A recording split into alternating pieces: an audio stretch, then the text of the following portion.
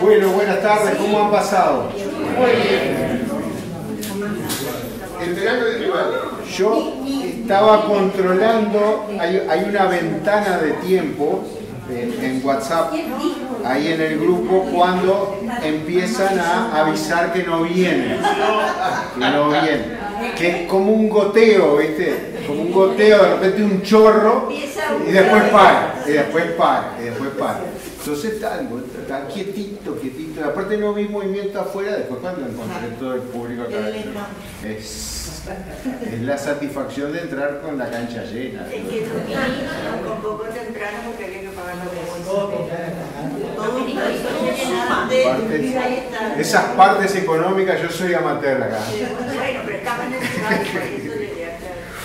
Bueno, estábamos con un cuento de Sacheri, un cuento crónica, un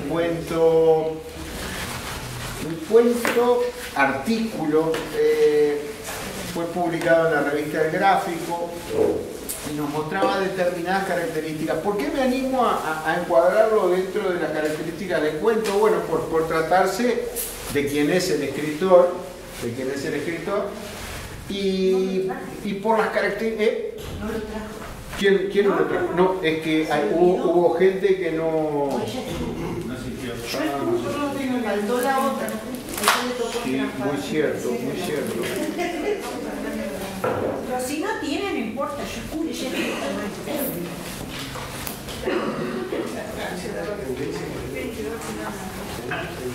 ¿A quién le falta? Error mío, fueron las primeras preguntas. Sí, la señora que estuvo de cumpleaños, después estuvo engripada, es decir, se toman toda una serie de libertades y después se toman una serie. ¿Tú no viniste? No viniste. ¿Quién más? ¿Veledo, el presidente?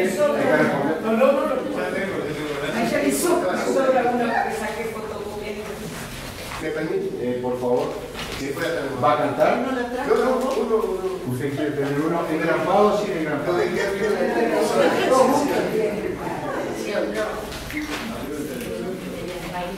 Gracias. Ah, sí. Sí, no, a él también le gusta.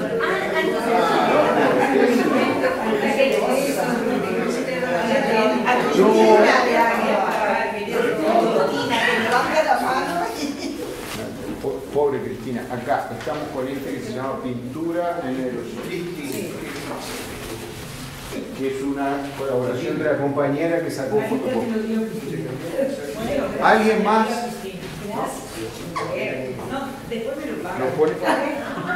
Nos ponemos más grande y más díscolo. Yo sí lo vendo más barato, capaz que pero antes de entrar a la lectura del cuento, quiero que a mí me gusta desviarme, tomar camino. ¿Qué dice? Claro, entonces en esa media hora ver alguna cosita de teoría literaria y de un cuentista y docente y crítico y ensayista argentino, Enrique Anderson Imbert, contemporáneo, nació en 1910, murió en el año 2000. Me introdujo en él la profesora de literatura a la cual ya les hice referencia, Keka Mautone. Él tiene un libro, a ver, es un escritor, es un crítico, es un ensayista, y nos va a decir en algún momento que las cosas que más ha disfrutado son con los cuentos. Cuentos es lo que con más gusto he leído y con más ambición he escrito. Es decir, alguien que se dedicó a escribir cuentos. Y escribió un libro que se llama Teoría y Técnica del Cuento. Teoría y Técnica del Cuento. Donde un hombre que es escritor, apasionado de los cuentos, escritor de cuentos breves sobre todo, explica las claves del cuento. Es decir, tiene algo, tiene mucho de docente, y él le llama a ese ejercicio racional de explicar el cuento y las claves del cuento, le llama el demonio del sistema, que el demonio del sistema se apoderó de él, del estudio sistemático, racional del cuento. Es como un mago que explica el truco que hizo, ¿cierto? Entonces tiene mucho de didáctico. Ese libro, repito, fue el que me introdujo la profesora Keka Mautoni. Tiene mucho de didáctico y tiene algo fantástico, que es alguien que me escribe, que me describe con sus propios cuentos las cosas analíticas que me está diciendo que tienen los cuentos. Entonces, vamos a ver algunas de las aseveraciones que él hace y algunos de los planteamientos que realiza a los efectos de abordar el cuento que estamos viendo y otros cuentos. En primer lugar, esto que nos está diciendo, bueno, es lo que con más gusto ha leído y con lo que más ambición escribió. Ambición, es decir, una dedicación con un fin a un determinado objetivo. Determinado objetivo, bueno, gustar, que lo entiendan, transmitir algo. El cuento es, y una definición, un objeto lingüísticamente cerrado. Acá, quien está a cargo de este taller comete toda una serie de desprolijidades, infidencias, traiciones, que son decirle las claves, muchas veces adelantarle las claves que le van a permitir disfrutar de ese cuento. ¿Sí? ¿Por qué? Porque el cuento es, como él nos dice, un objeto lingüísticamente cerrado. Es decir, no hay nada por fuera de él. Cuando yo tomo el cuento, esas dos hojitas, esa carilla en un libro, esas 4 hojas escritas de los dos lados, es un objeto lingüísticamente cerrado. No hay nada que venga desde afuera salvo lo que el escritor sabía, lo que yo sé, y que ambas realidades deben conjuntarse para que yo, lector, le encuentre sentido a lo que el escritor me dijo. El cuento es un objeto lingüísticamente cerrado referido a una acción pretérita. Siempre el cuento se refiere a algo que pasó. ¿Cómo anduviste en la escuela? Volvíamos a casa y mamá nos preguntaba, ¿y cómo anduviste en la escuela? Contábamos. ¿Y de qué contábamos? Lo que había pasado. Bueno, contame lo que vas a hacer. Bueno, sí, te cuento lo que voy a hacer, pero lo que voy a hacer en base a, ¿está? A un determinado proyecto.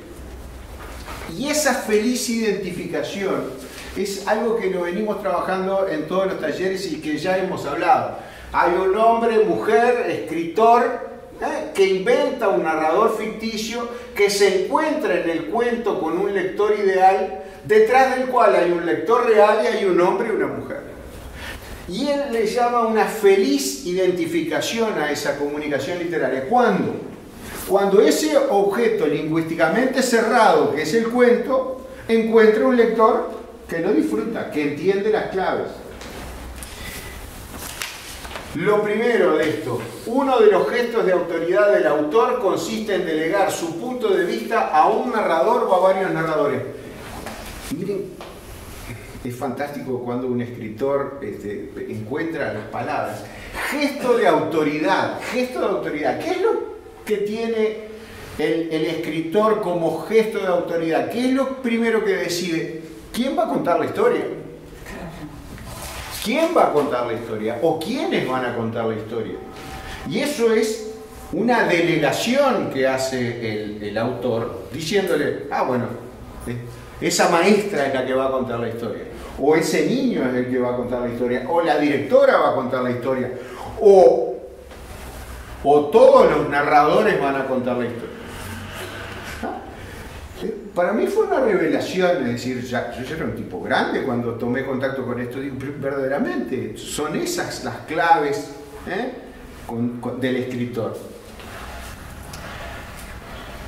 Esta es otra muestra de que este charlista barato comete un montón de traiciones en estas sesiones. Una obra de ficción no necesita ser prologada y menos explicada. Está fantástico. Es decir, si vamos a leer un cuento, leemos un cuento. Ah, ¿no lo entendiste? Ya lo vas a entender. Ya lo vas a entender. ¿No lo entendiste? Bueno, te faltó esto. ¿Eso qué le pasó a mi cuñado? Es decir, vi a unos tipos que estaban en un supermercado oscuro robando tierra del fondo del supermercado. No lo entendí. Ah, y si yo te cuento que ahí abajo había una cancha de fútbol, ahí sí, está, pero ¿qué te faltó eso? Ahora, ¿qué me dice Robert Solé en un prólogo de 7 cuentos fronterizos? Dice, una obra de ficción no necesita ser prologada y todavía menos explicada. Es decir, esta función que yo estoy cumpliendo es un desastre. Desastre. Soy un traidor a la esencia de lo que es la obra de ficción, ese cuento. ¿No? ¿Por qué? Porque le pellizco las claves, orejeo las cartas antes de que ustedes lean el cuento. ¿No? Corresponde al lector descubrirla, dejar que el autor le lleve por caminos desconocidos sin que un intruso, yo, venga a ser de guía o de intermediario. Acá no hay, no hay un Virgilio que lleve a Dante por el infierno, le vaya paseando y mostrándole esto. No, acá está usted solo con el cuento. Está usted solo con el cuento. ¿Qué es lo que yo hago? Bueno, yo disfruto. ¿Por qué? Porque a mí lo que me gusta es el fútbol, me gusta la literatura, entonces te descubro unas claves futbolísticas para que puedas entender lo que estamos hablando. La trama es indispensable, me dice Anderson Imber. Es decir, lo que me estás contando es insustancial, no veo a dónde llega. Bueno, seguí. Pero en determinado momento esa trama tiene que aparecer. Un problema que nos hace esperar una solución. Sobre todo en el cuento breve, que son los que nos estamos dedicando nosotros, cuentos brevísimos. Es decir, eso tiene que ser muy rápido. Tiene que haber un problema, tiene que aparecer una solución. En el que estamos metidos nosotros, es decir, pintura en aerosol. ¿Qué problema tenemos? Tenemos el problema de que no sabemos qué está haciendo ese muchacho en la noche, ¿cierto? ¿Qué está haciendo con una pintura en aerosol? Bueno, vamos imaginando, está buscando hasta que llega, atravesando las vías, llega a un muro. Ah, bueno, está bien, va a pintar algo. ¿Qué es lo que va a pintar? Ese es el siguiente problema. Ese es el siguiente problema. Una pregunta espera la respuesta. Una tensión, la distensión. Si ese muchacho que está tenso porque está ante la duda, si aparece un patrullero, si no aparece, si aparecen los de una colectividad política que fueron los que blanquearon el muro. Bueno, eso nos tiene tensos mientras lo vamos leyendo. ¿Qué pasa si empieza a pintar y le caen la cuadrilla o la policía o quien fuera? Un misterio, la revelación. Misterio, ¿no? ¿Qué es lo que va a pintar este muchacho? Un conflicto, el reposo. Tenemos un conflicto, en determinado momento llegamos a la solución del conflicto y reposamos. Un nudo, el desenlace que nos satisface o nos sorprende. Es decir, el nudo del cuento tiene una solución que nos satisface, que dice, venía por este lado, o por el contrario, nos sorprende. Y al producirse esa sorpresa, la tendremos que meditar un poco, pero también nos termina llegando a esa satisfacción. Es decir, a ver, estuvimos hablando de los concursos de las tertulias del espectador. Lo que muchas veces insistía Rosenkopf, también escritor, decía que ese cuento breve de 1000 palabras tuviera una vuelta de tuerca, un giro inesperado que hiciera que la cosa saliera distinta de lo que el lector se venía pensando. Todas estas aseveraciones vienen del mismo libro, ¿no? Teoría y técnica del cuento. Es decir, como un docente que nos está explicando acerca del cuento. Estas diapos después les van a llegar a ustedes. Y esto quería trabajar con ustedes hoy, así, en pinceladas cortitas. Anderson Imber me dice, los cuentos pueden ser de 4 tipos. Dice, pueden ser cuentos realistas. Lo ordinario, lo probable, lo verosímil. Un grupo de personas se juntan a escuchar a un charlista en un determinado lugar. Bueno, perfecto, eso es ordinario, es verosímil, es creíble, fantástico. Y ocurre algo, ¿cierto? Bueno, fantástico. Los lúdicos, lo extraordinario, improbable, sorprendente. Pasa algo que se sale un poco de los cánones ordinarios y eso me crea un cuento lúdico. Los misteriosos, ahí ya entramos en lo extraño, lo posible o dudoso. Ya no es probable o improbable, es posible. Es decir, aquí de pronto podríamos entrar en un plano de probabilidad y estadística. ¿Algo puede pasar? Sí, es posible que pase. ¿Es probable? No, verdaderamente es improbable eso. ¿Sí? Pero es posible. Es posible que un cuadro uruguayo salga campeón de la Libertadores. ¿Es posible? ¿Es probable? No, es verdaderamente improbable.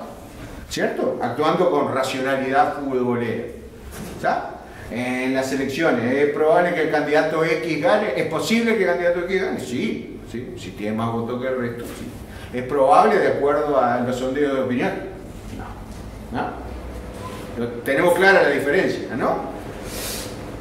Y los cuentos fantásticos son aquellos en que intervienen lo sobrenatural, lo imposible o lo absurdo.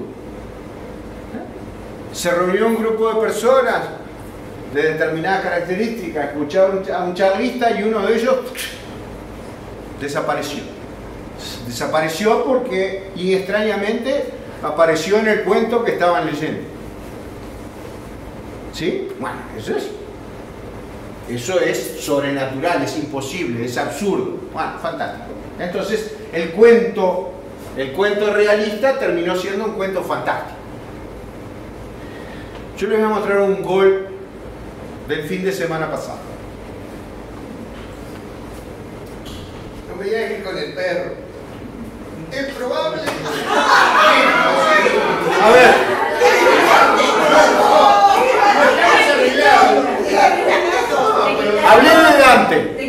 Hablé de Dante, ¿verdad?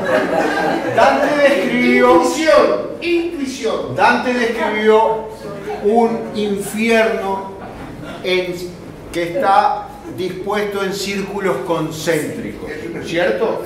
Fantástico. Entonces, de acuerdo a la gravedad de la falta, el castigo. Y vas entrando.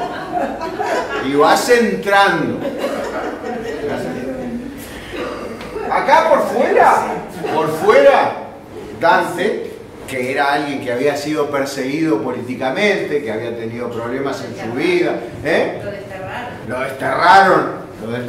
Acá afuera ubicaba a los indiferentes.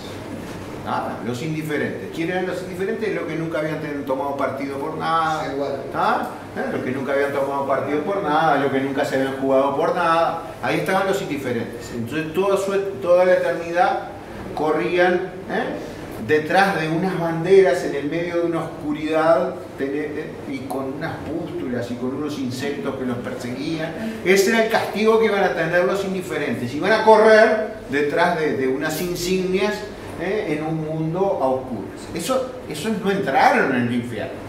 A medida que vamos profundizando en el infierno, que lejos de lo que en general pensamos se va poniendo más caliente la cosa, se pone más fría la cosa. Es decir, el corazón del infierno es de hielo. En el círculo íntimo del infierno están los traidores.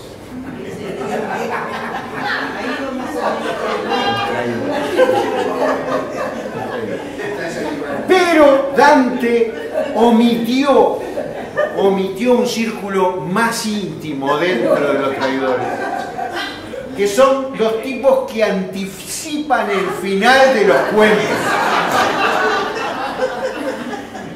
Los tipos que anticipan el final de los cuentos están destinados a una eternidad de castigo, pero no me animo a imaginarlo. No me animo a Estás haciendo imaginarlo. un cuento fantástico. Yo creo que, pero es que yo creo que Dante se asomó a ese infierno y dijo, no, yo esto no lo puedo contar. ¿Quiénes están ahí con la cola para arriba? Esos que contaron los finales de los cuentos. Los finales de los cuentos. Los finales de los cuentos. Pero él tiene un don anticipatorio, que yo lo utilizo algunas veces cuando yo me olvido de algo. Yo sé que pregunto al aire y de León, como mi alter ego me lo plantea. Pero al final le pegué. Pero vas al infierno igual. No, yo voy con mucho.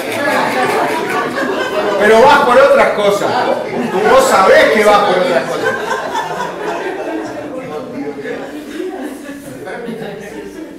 Pero contéstalo tú. Pero acá afuera no estás. Entre los indiferentes no. ¿El gol? El gol. Lo que pasa es que ese tipo de traidores a mí me provocan. Con el tranquilo no vengo, entonces. No. Me voy para el círculo. Pero te sale natural, te sale Voy al natural. círculo de afuera. Producto de la expulsión, tarjeta roja directa. A ver, Satanás era un ángel expulsado del paraíso. ¿Ah? Es decir, expulsarte a vos del infierno, ¿a dónde te mandamos? ¿A dónde te mandamos? A Durán. A Durán.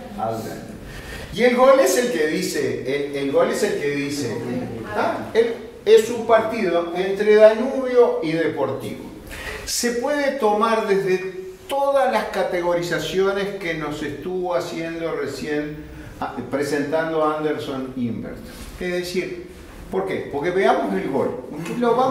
Tomé hasta una mala filmación en cámara lenta, de forma tal de que pudieran aquilatar todas las cosas que pasan en esa jugada.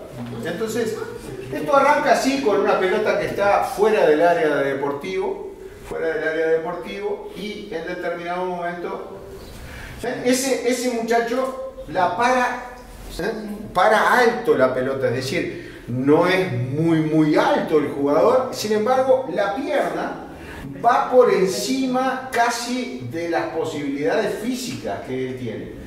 Ahí ya la paró. Ahí, ¿vieron? Sí. Es decir, la detiene, fantástico. Pero miren, aquí que se está cayendo. Hay un defensa que lo va a marcar que se cae de cabeza.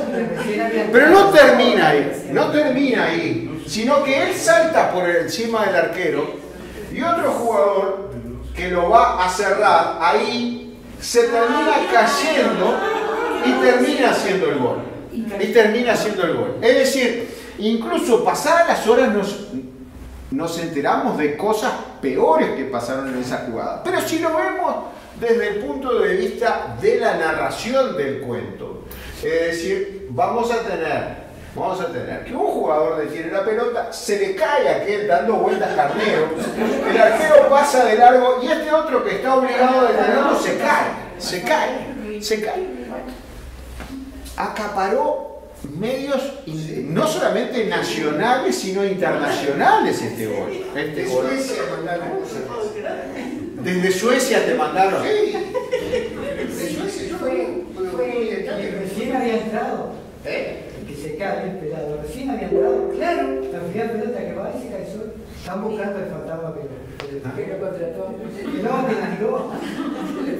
El mismo medio al cual estuve haciendo referencia en la sesión pasada, ESPN, dice: ¿qué secuencia? Así fue el particular gol de Papelito Fernández, que se llama el jugador que hizo el gol, para Danubio.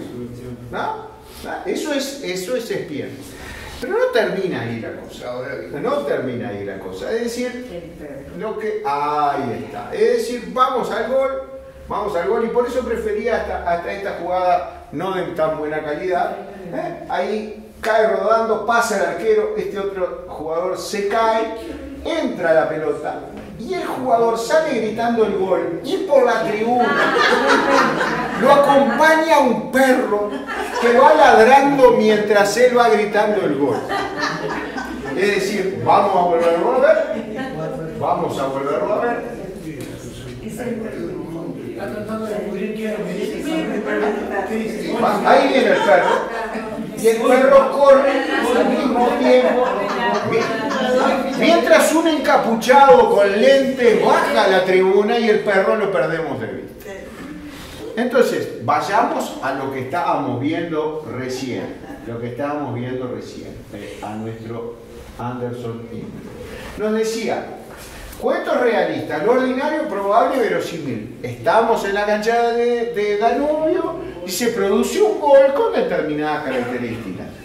Lo lúdico, lo extraordinario, improbable, sorprendente, que uno de los que lo va a marcar se cae dando vueltas carnero, ¿cierto? Y que el restante que va a interrumpir el paso del delantero, lejos de eso se cae adentro del arco, facilitando el gol. Cuestos misteriosos, lo extraño, posible, dudoso. Bueno, no va a faltar quien piense en una confabulación de los dos backs de Deportivo para que el hombre, el delantero, hiciera un gol, y un inversionista que hubiera puesto dinero, o que en las apuestas se hubiera puesto que Papelito Fernández iba a hacer un gol en el minuto tanto, y bueno, y plantear un misterio si era de posible solución. Fantástico, lo sobrenatural, imposible, absurdo. Que la encarnación de un hincha de Danubio, el alma encarnada, estuviera con ese perro corriendo por la tribuna, disfrutando del gol que se había producido. Es la misma acción contada de diferentes maneras.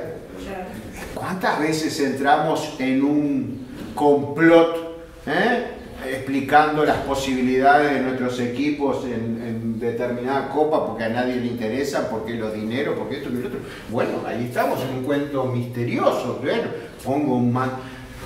puso un manto de dudas sobre bueno, sí, es un cuento que estoy haciendo y en definitiva lo transformo en un misterio. Cuando no tiene nada de misterioso, sino que es realista pensar que el cuadro no tenía ninguna posibilidad de avanzar y por eso no avanzó, ¿sí? Me pareció oportuno para ejemplificar esto, la misma trama o diferentes tramas relacionadas con un mismo hecho. No olviden otra cosa, es decir, a la altura de nuestras vidas, todos los cuentos que hacemos, los que escribimos, los que decimos, los que hablamos por teléfono, los que escribimos en WhatsApp o lo que fuera, son autobiográficos, porque se basan en nuestra propia vida, en lo que leímos, en lo que escuchamos, en los valores que nos criamos, forman parte de nosotros. Entonces, lo que les estaba proponiendo es de qué manera contar un cuento. Y el cuento era un gol insólito, es decir, mi hijo me lo pasó, me dice, mirá el gol que pasó, y es más, les iba a traer el gol del empate, porque Deportivo termina empatando, y también tiene aspectos, pero se desvirtuaba porque no tiene perro, es decir, que si se hubiera dado que había un gato festejando en la tribuna, ya tenía armado un cuento fantástico en este sentido, ¿no? Es decir, la pelota pega en el travesaño después de un avance y cae entre medio de los defensas y el arquero, y el propio defensa y arquero se lo terminan llevando para dentro del arco sin la presencia de ningún delantero de Deportivo que ya había quedado tirado.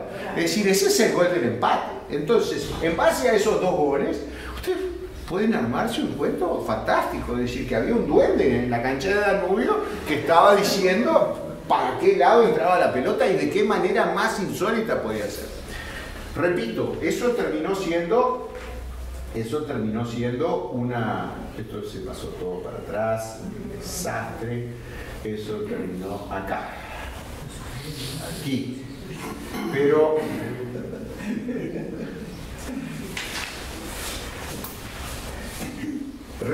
A ver, aquí F5, F5, F5, F5. Pero tuvo repercusión internacional. Mucha. Es decir, eso fue bien. Esto es, bueno, el observador medio nacional. Video, el perro que festejó el gol de Sebastián Fernández para Danubio y que se hizo viral en las redes sociales. Me van a decir, está bien, acá hacemos viral cualquier cosa. Que fue un perro gritando, corriendo al lado del muchacho que había hecho el gol. Fantástico.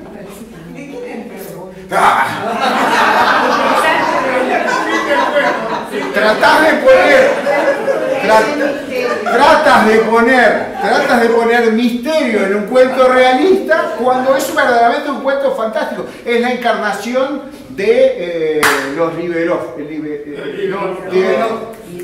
Lázaro. Es la encarnación de Lázaro. Lázaro es un presidente mítico de Danubio. Porque acá en el campo siempre hay un perrito encerrado dentro de la cancha, que yo lo veo con Pero esto es la cancha de Danubio, ¿no? No, la cancha de Danubio. Esta es la cancha de Danubio. Que tiene otro cuento. Que tiene otro cuento asociado. Se murió la palmera. La cancha de Danubio tiene una tribuna característica que se llamó siempre la tribuna de la palmera. A la palmera la agarró el picudo rojo y se murió la palmera. Intentaron recuperarla, pero... Ha sido un drama para la institución. Y por supuesto. Y por supuesto. Entonces tenés todos los elementos para eso. Es decir, una cancha donde ocurrió una desgracia colectiva, es decir, se murió un símbolo de la institución, se produce ese gol, un perro lo grita junto con el delantero, pero después le empatan. Fíjate todas las vueltas que tenés para dar. Todas las vueltas que tenés para dar. Video, se cayó el marcador. Olé, fútbol internacional, Argentina. Es decir, en Argentina nos toman como ejemplo de gente que se porta muy bien o de perros que gritan goles en la tribuna. Olé, fútbol internacional. Video, se cayó el marcador, el que lo estaba marcando se cayó, metió un gol y en el festejo lo corrió un perro. Lo cual no es cierto, el perro lo corrió, pero no lo podía alcanzar nunca. No lo podía alcanzar nunca.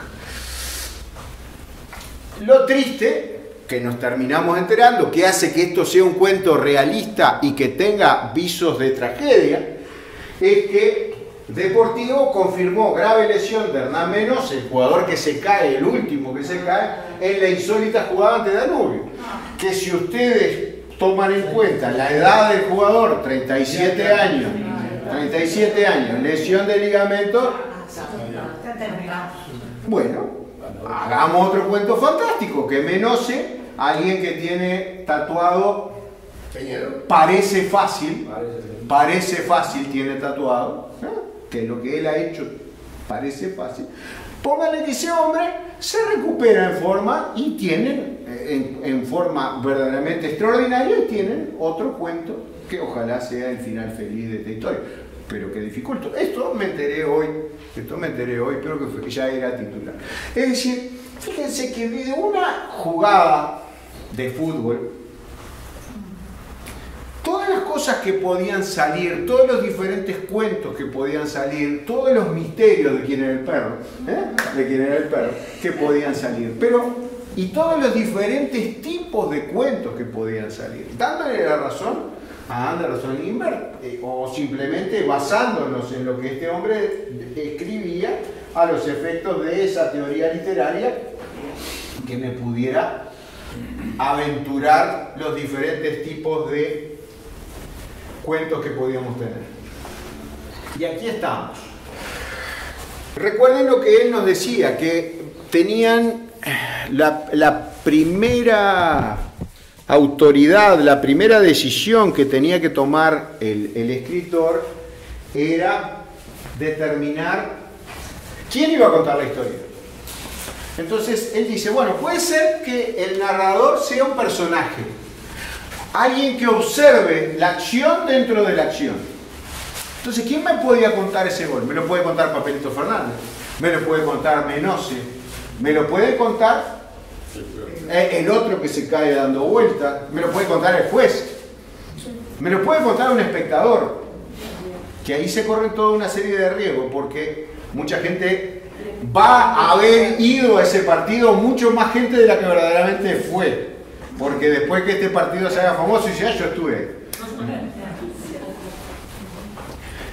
Otra posibilidad es que el narrador no sea P, que el narrador no sea personaje, que sea, observa la acción desde fuera de la acción y narra con pronombres de tercera persona. A ver, aquí me olvidé de decir algo. Es decir, si yo estoy dentro de la acción, yo cuento con pronombres de primera persona.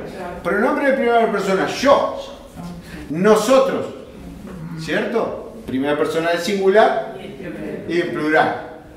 Nosotros estábamos atacando y pasó esto. Es decir, yo soy un integrante del equipo de Danubio. Yo paré la pelota acá, hice esto y pasó tal otra cosa. Pero puedo estar de que el narrador no sea personaje. Está afuera de la acción. Afuera de la acción. Ese espectador que estaba en la tribuna. Observa la acción desde fuera de la... Observa la acción desde fuera de la acción. Y narra con pronombres de tercera persona. Él, ellos. Él, ellos. ¿Sí? Él hizo tal cosa, ellos hicieron tal otra. Papelito, paró la pelota, ellos rodaron. ¿Sí? Bueno, fantástico. Dos posibles narradores. El narrador puede analizar los procesos mentales de los personajes instalándose en su intimidad. Me meto en la cabeza, el narrador, me meto, siempre esa cosa de yo meterme. El narrador se mete en la intimidad de los personajes y nos cuenta lo que están pensando.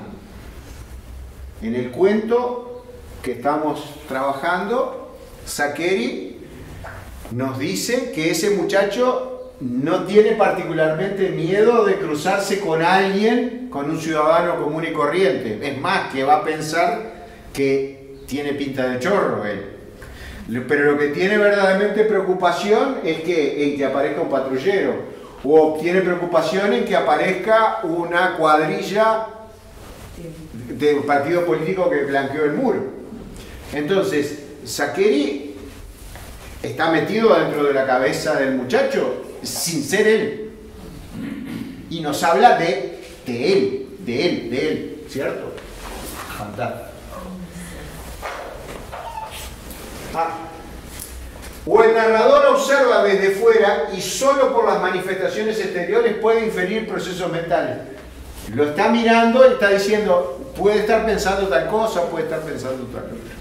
Entonces, esto es una tabla de doble entrada. Tienen dos posibilidades acá y dos posibilidades acá. Entonces, ¿cuántos tipos de narradores podemos tener? 4. 4 narradores. El narrador protagonista. El narrador protagonista cuenta su propia historia. Cuenta su propia historia. ¿Cierto? Es decir, cuenta su propia historia diciendo, pasó tal cosa, pasó tal otra, en esta interacción que tenemos. Bien. Entonces, el narrador es un personaje y puede analizar los procesos mentales de los personajes instalándose en su intimidad. Fulano pensó tal cosa porque yo hice tal otra. Bueno, muy bien. Un narrador testigo. El narrador es personaje, pero observa desde fuera y solo por las manifestaciones exteriores puede inferir los procesos mentales. Es testigo, es un personaje menor, cuenta la historia del protagonista. Yo tiré la pelota para adelante para papelito y vi tal cosa, lo que pasó. Esto es una decisión del autor. Si ese narrador, ¿cómo va a ser el narrador? Después ahora podemos jugar a identificar. O puede cambiar dentro del cuento y aparecer diferentes tipos de narradores.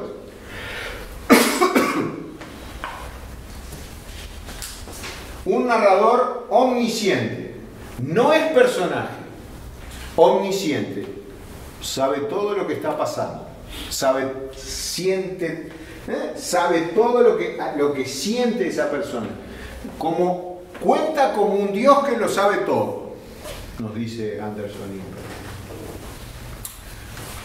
O un narrador casi omnisciente. Cuenta limitándose a describir lo que cualquiera podría observar. Está fuera de la escena, pero es como lo que cuenta cualquiera que podría. ¿Se entiende la diferencia? Eso es una decisión del escritor. Sí. Bueno, esta historia, ¿quién la va a contar? ¿La va a contar el preso? ¿La va a contar el policía? ¿La va a contar el juez? ¿La va a contar el fiscal? ¿Sí? ¿Quién la está contando? ¿La están contando según el capítulo, según el párrafo, la cuenta uno o la cuenta otro?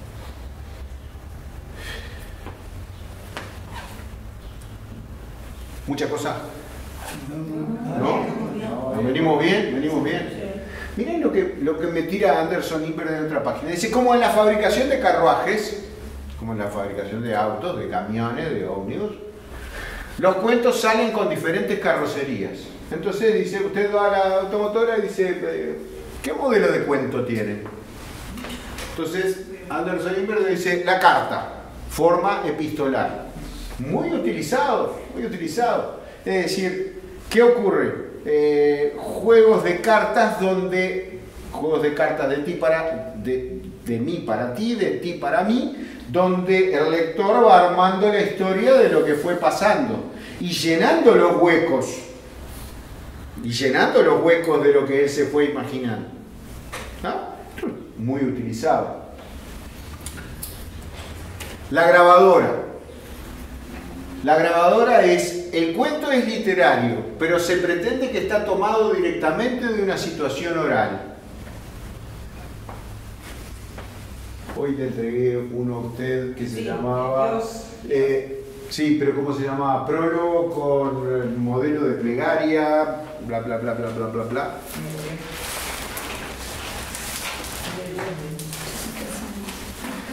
Saccheri lo usa mucho esto. Oración con proyecto de paraíso.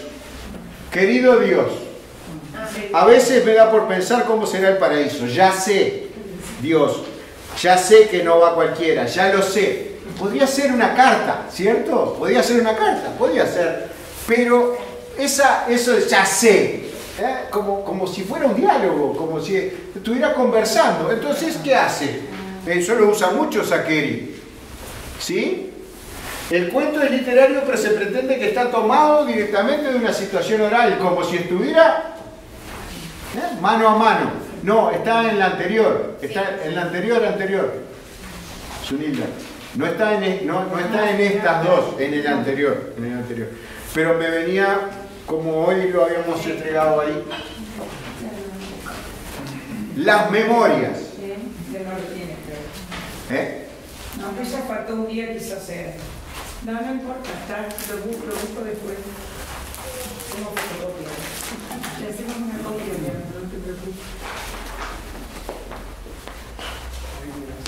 Gracias.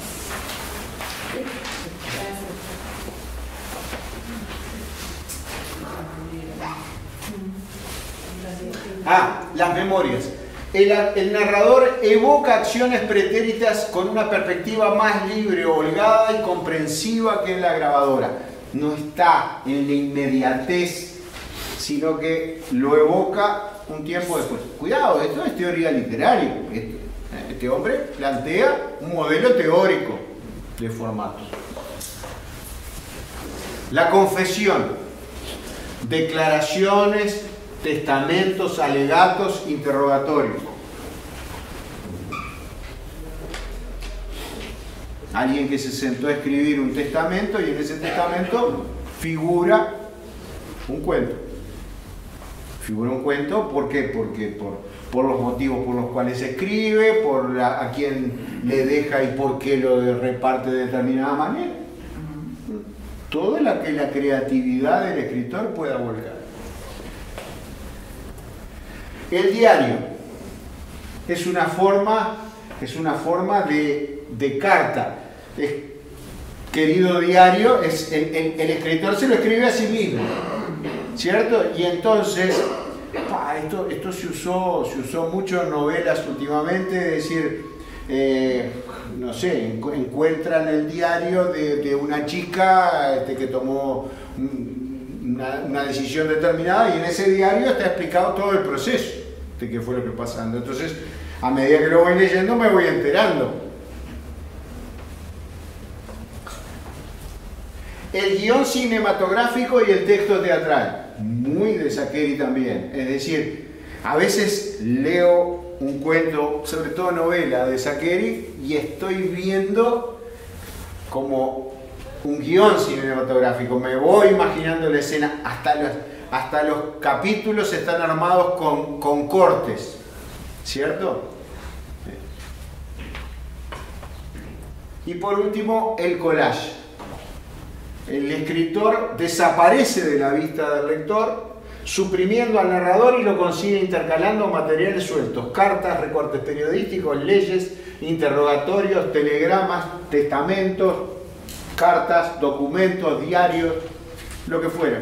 ¿Está? Es decir, no hay un narrador, bueno, sino que la narración es a múltiples voces. Es decir, el mismo hecho me lo va narrando el diario de fulana, el diario de sultana, la crónica del liceo de lo que pasó, ¿cierto? Del reporte de la inspección, y eso me va armando toda la historia. Y yo, lector, voy recopilando de todos esos pedazos y me armo la historia general. Estoy pensando en cuentos, pero de pronto en algunas cosas más grandes. Todo esto en teoría y técnica del cuento de Anderson Imbert.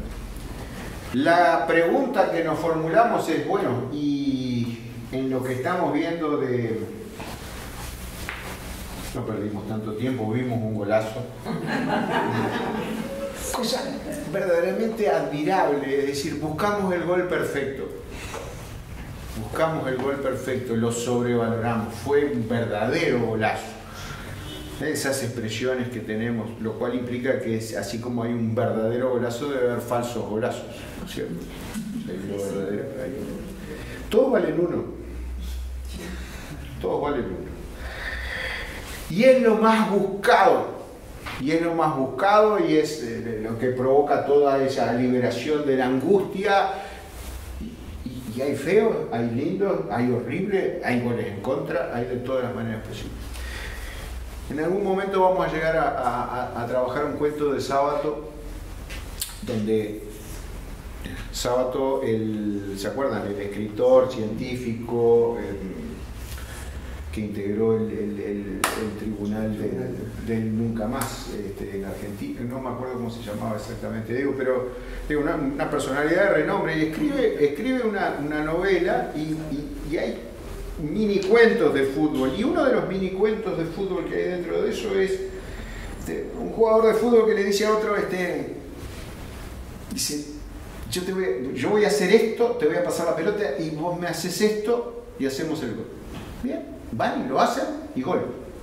Y cuando vuelven caminando, le dice, ¿viste qué fácil que era? Dice, sí, pero yo no me divierto, le dice el otro. ¿Está? Es decir, para nosotros, que muchas veces el gol es un fin en sí mismo, ¿cierto? Debemos comprenderle que a veces hay goles feos que valen un campeonato, goles lindos que valen el gol lindo que haces cuando estás perdiendo 5-0, ¿está? Que es toda una liberación. Pero no vas a perder 5-1, no vas a ganar el partido ni vas a ganar el campeonato. Y sin embargo, es lo que más valoramos. Es lo que más valoramos. Estamos fuera del fútbol porque estamos con un muchacho en un suburbio de Buenos Aires, en una zona... Volvimos al cuento. ¿Qué se pensaba? ¿Que no íbamos a volver? ¿Que me había olvidado? El recorrido del infierno para ahí. Tú solo te metiste en el infierno. Tú solo te metiste en el infierno. No solamente eso, sino que persiste. ¿Vieron lo que dijo? Vamos a probarlo en un rato. Y sí, nunca más. Te vamos a encontrar acá, entre los indiferentes, corriendo detrás de una bandera en un mundo oscuro. Hay una película muy linda que se llama El Juego Bonito. Sí, la que se Juego Bonito. Juego Bonito está en este momento en Netflix. En Netflix es un entrenador, es un actor inglés que me gusta mucho, que se llama Billy Knight. Es un flaco con todas unas poses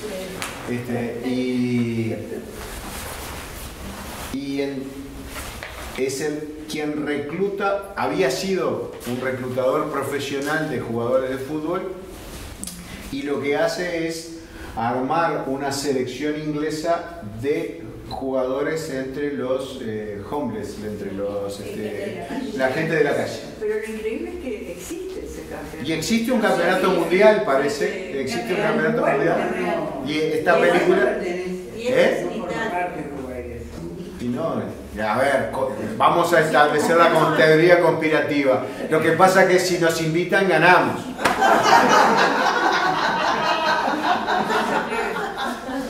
Y acá no está Infantino ni la FIFA, no, pero hagamos la teoría conspirativa. Ojo, y esto se desarrolla, la fase final se desarrolla en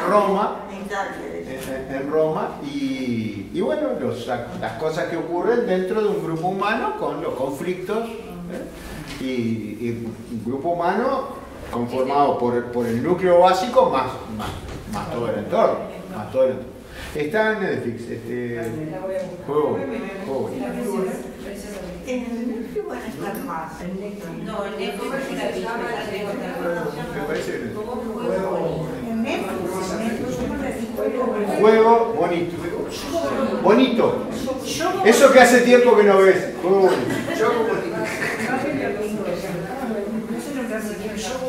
Juego Bonito. Ahí está.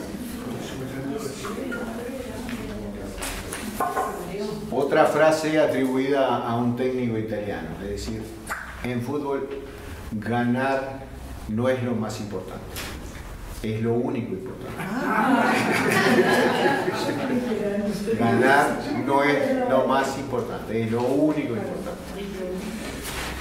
Es lo único importante. ¿Dónde estoy? ¿Quién soy? Bien, estoy en el conurbano bonaerense, en Morón.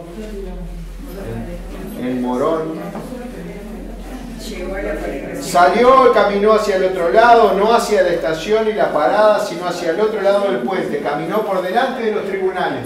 Sabemos que va a andar por acá. Por ahí anda. Torció hacia las vías y pasó el túnel. No se cruzó un alma. Miró varias veces hacia atrás hasta que llegó a la pared pintada de blanco. Y eso descubrimos la sesión pasada, de que era el objetivo, esa pared pintada de blanco. La había visto 2 semanas antes desde un colectivo, no muy grande, recién blanqueada por militantes de algún partido político.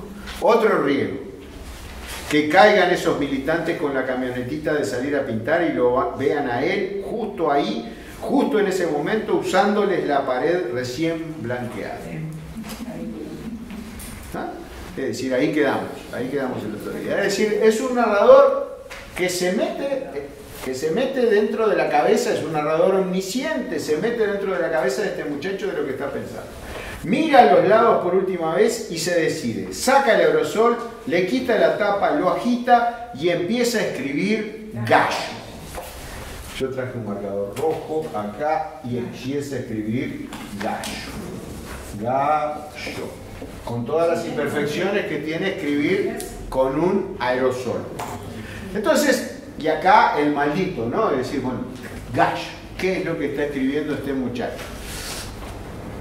Mira a los lados de la rajita, es lo primero que escribe.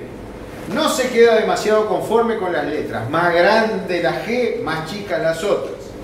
Se aleja algunos pasos para ver el resultado. En general el tamaño está bien. El cartel tiene que leerse desde los colectivos. Es el gran deseo del pibe, ¿no? Es decir, un escritor argentino usando códigos lingüísticos argentinos.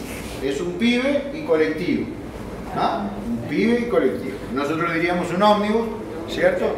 ¿No? Diríamos un botija, muy en desuso, ¿no? Muy en desuso. Muy en desuso. Hay un montón de colectivos que terminan el recorrido en Morón y primero pasan por ahí y frenan en el semáforo. Un semáforo largo además. El pibe había analizado toda la situación. De 4 tiempos. Todos los que vayan a Morón van a leer. De 4 tiempos, es decir, que va a dar pasos en diferentes direcciones. El pibe es hincha del Gallo desde chico. Y acá patinamos, es decir, patinamos. Si no sabemos de qué estamos hablando, entonces nos vamos a la zona donde vive. Vive en Morón, entonces es hincha del Club Deportivo Morón, que tiene un gallo en el escudo.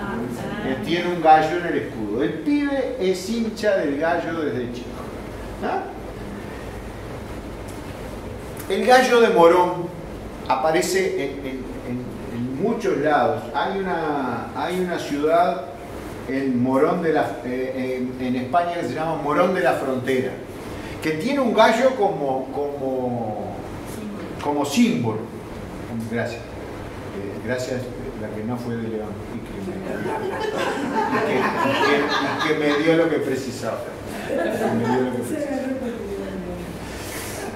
En Morón de la Frontera es un gallo desplumado. No es este gallo, es un gallo desplumado. Morón parece que tenía una larga tradición de Morón. Los ciudadanos, los habitantes de Morón de la Frontera tenían una larga tradición de pelearse entre ellos. Entonces se peleaban entre ellos y vivían peleándose. Y se empieza a correr la idea de traer un juez que impartiera justicia en Morón, y que iban a traer uno que se llamaba el Gallo, y que el Gallo iba a hacer pata ancha ahí en el pueblo y que se iban a terminar los problemas cotidianos que había. Y lo cierto es que el juez llega, pero no hay mayor causa de unión que tener un enemigo externo. ¿Ah? Los uruguayos nunca nos sentimos más unidos que cuando tenemos que pelearnos con alguien no uruguayo. Entre nosotros nos podemos, pero uno de afuera que nos venga a criticar o a decir algo, y ya pasó a una categoría de indeseable. Entonces, ese juez, apodado el Gallo, logró que el pueblo se cohesionara y que le dieran una paliza brutal. Entonces se fue desplumado como el Gallo de Morón de la Frontera, y entonces el símbolo de Morón de la Frontera es un gallo desplumado. Sin embargo, el Gallo de Morón no es un gallo desplumado. Según las tradiciones locales, el símbolo de Morón es un gallo porque ahí había muchas peleas de gallo en determinado momento. Tienen la zona aledaña. La zona aledaña acá es La Tablada y Mataderos, es decir, mucho pasaje de tropas de tropillas con el recero que las llevaba, y bueno, y estos serían lugares donde irse a jugar los jornales de que habían ganado al llevar el ganado. No lo sé, pero lo cierto es que el símbolo de Morón y del Club Deportivo Morón es el gallo. Y ahí me siento como ese traidor que está dando las claves como para entender el cuento. El pibe es hincha del Gallo desde chico. No sabe del todo por qué. Por el barrio, supone, aunque tampoco. Un montón de tipos del barrio son hinchas de otros cuadros. El novio de su madre no es un parentesco elegido al azar, el novio de su madre. Es decir, ¿qué me está diciendo? Bueno, que viene de un hogar, que el pibe viene de un hogar que se había separado y que la mamá tenía un novio. Y que el novio de la mamá no le va a caer muy bien al pibe, porque le dice, el novio de su madre, sin ir más lejos, vive burlándose de él por eso de ser hincha de Morón. Yo te pregunto, de equipos de primera. Esa frase está descolgada entre comillas, es decir, ¿qué es lo que le pregunta el novio de la madre? ¿De qué cuadro sos hincha? Y le responde de Deportivo Morón. Dice, yo te pregunto por cuadro de primera. Entonces lo torea todavía. Conclusión, aumenta más la distancia natural Natural, digo yo, una distancia impuesta por estar hablando con el novio de la madre. Yo te pregunto por equipo de primera, le dice, como si ser hincha de Morón fuera una mancha, un defecto, un amor de segunda categoría. No te puedo creer que no seas de ninguno, se asombra, gastador. ¿Quién gasta? Gastar es tomarle el pelo. ¿Sí? Burlarse, gastador. Frente a la repetición de la respuesta, yo soy de Deportivo Morón, yo soy de Deportivo Morón. No te puedo creer. No te puedo creer que no seas de ninguno.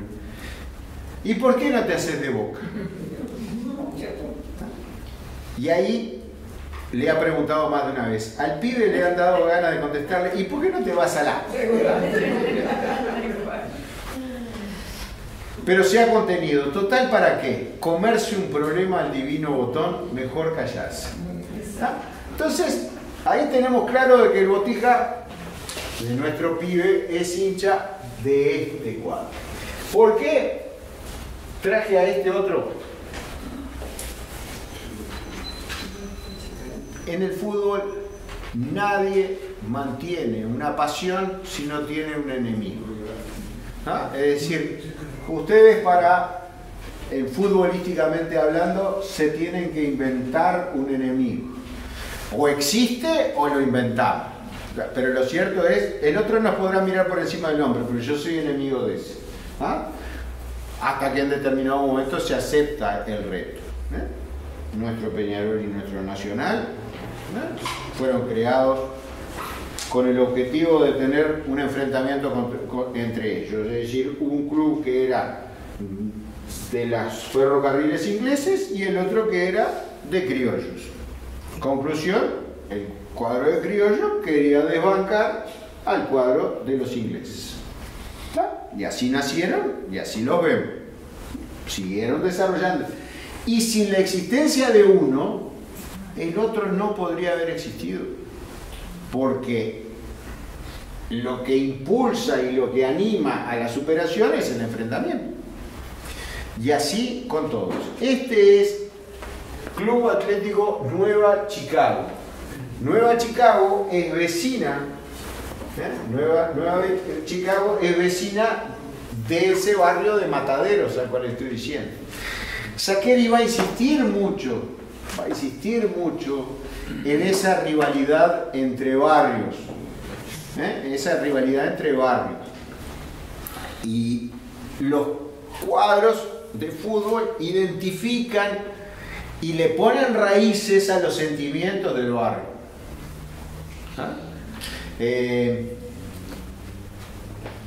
La fiesta más grande cuando Atenas subió a primera, fue la fiesta que se dio alrededor del barrio. La fiesta de San Carlos era ganarle a los otros y festejarlo en la sede. Y estaban hablando del mismo pueblo, ¿cierto? Pero es ese enraizamiento identitario que este muchacho tiene. Es decir, el tipo no sabe por qué, pero es hincha de Nueva Chicago. Y lo torean con eso y dice, ¿por qué no te haces de Boca? ¿Y por qué no te vas a hacer?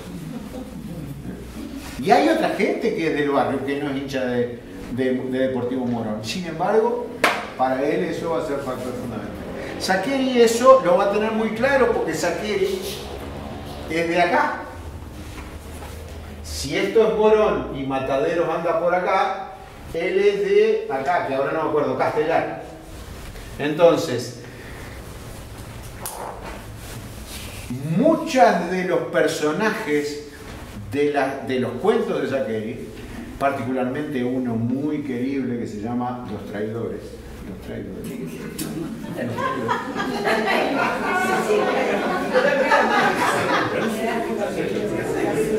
Se enojó. No se ría que se enojó. Los Traidores se desarrolla, es una historia de amor. Y a Shakespeare se le ocurrió entre Montescos y Capuletos. Bueno, a Saccheri se le ocurre transportar los Montescos y los Capuletos a Deportivo Morón y Nueva Chicago. El muchacho de Deportivo Morón y la muchacha, hija de dirigentes de Nueva Chicago. ¿Cómo vencer eso? Como lo vencieron todos los matrimonios mixtos. Es decir, yo digo de que vengo de un matrimonio mixto. ¿Ah? Él era hombre, ella mujer, él colorado, ella blanca, él de Peñarol, ella de Nacional. ¿Cómo salimos? Como pudiéramos, pero lo importante era cómo se trataban entre ellos. La hermana de mi madre, casada con un colorado, hincha de Peñarol, le dice: ay, Olga, dice, colorado y Valla y Paz, cada 5 años, pero de Peñarol. Cuento de mi casa, el doctor llega a la casa, mi padre, y se mete en la cama que le dolía la cabeza. A la mañana siguiente, el jardinero le dice a mi madre: ¿vio doña qué paliza que le dimos anoche? Y dice: no sé, no sabía nada. ¿Quién jugaba? Nacional y Peñarol.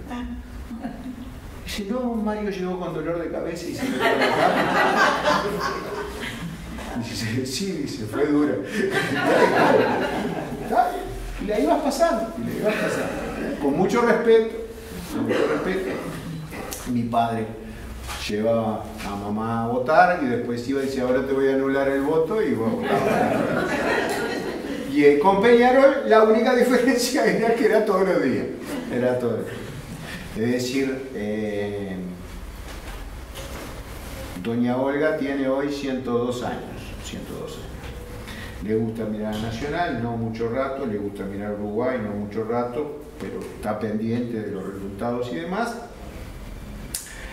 El otro día mi hermano le dice: ¿no vas a mirar el informativo? Dice: no, ganó Peñarol y se pasan hablando pavadas. Esas cosas están ahí.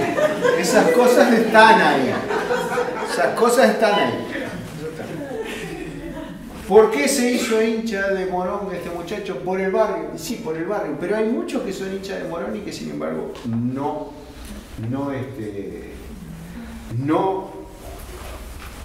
salen a pintar muros ni tienen esa... El pibe se remanga el buzo para que no le estorbe. Sigue pintando el muro. Sigue escribiendo mi único. Lo voy a escribir en varios renglones porque no me da para escribirlo con este tamaño de letra, por lo menos. Mi único. Y voy a usar la misma grafía, es decir, en mayúsculas. La frase que tiene pensada no termina ahí, pero no quiere seguir sin constatar que esté quedando prolijo. Entonces va a dar unos pasos para atrás y mirar su obra, lo mismo que estoy haciendo yo en este momento. Se lee, no se lee. Grande y prolijo, mejor. Por ese asunto de que se vea desde los colectivos, retrocede hasta el cordón, perfecto. Mucho mejor que Gallo. Lástima que justo la palabra que quedó más fea sea Gallo. ¿Ah? Es decir, la que arrancó a escribir con una G más grande que el resto fue Gallo. Gallo, mi único. Hasta ahí sabemos lo que ha escrito. Pero ¿qué se le va a hacer? Mala suerte. En la pared uno no puede corregir lo que escribe. Le vuelve el temor de que pronto se la tapen. Por algo la blanquearon hace poco. O en una de esas no, porque la pared no es gran cosa, es más bien chica y para pintadas políticas no sirve. Para un cartel como el suyo sí, está perfecto. Vuelve a mirar a cada lado. Nadie. Varios metros sobre su cabeza, sobre el puente del camino de cintura, pasa un camión detrás de otro metiendo su batifondo de chapas y frenos neumáticos. Está en un cruce, ¿cierto? Donde le pasan vías de tránsito por encima. De nuevo de cara a la pared el pibe duda. No está seguro si la palabra va con H o sin H. Esto es fantástico. Es decir, el narrador, que es el escritor, ¿cierto? A ver, estoy cometiendo un grave error desde el punto de vista de la teoría gramatical, pero el narrador El narrador se pregunta qué está sintiendo, qué está pensando esa persona, y dice, no se da cuenta si va con H o sin H. Y lo mismo con el acento, la pucha, es decir, tanto preparativo y eso no lo revisó. No la miró la frase escrita en ningún lado, sino que la está sacando de su cabeza. Al pibe le suena que va con H. Al pibe le suena que va con H. Del acento está menos seguro. No está canchero con los acentos. Y acá aparece el narrador diciendo, de hecho, el de único se lo salteó como si nada. Es decir, a único lo puso sin tilde, pero la está pensando en la próxima palabra y está dudando si va con H y si va con tilde. Y es la palabra clave de lo que está escribiendo. La frase es de una canción de Los Redondos. Clic, traidor. ¿Quiénes son Los Redondos? Patricio Rey y Los Redonditos de Ricota. Bien. Los Redondos. No sabe de cuál, pero es de ellos. Él la vio en una bandera hace un tiempo y le encantó. No era una bandera de Morón. Era una bandera de Atlanta, de otro equipo. Habían ido con los pibes hasta Villa Crespo y se habían hecho pasar por locales. Este charlista les contó que se había hecho pasar por local en línea.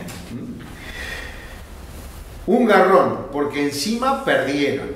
Pero él se quedó enganchado con la bandera, enganchadísimo. No puede decir por qué. Al pibe no se le da bien eso de decir las cosas. Las piensa, pero le cuesta decirlas.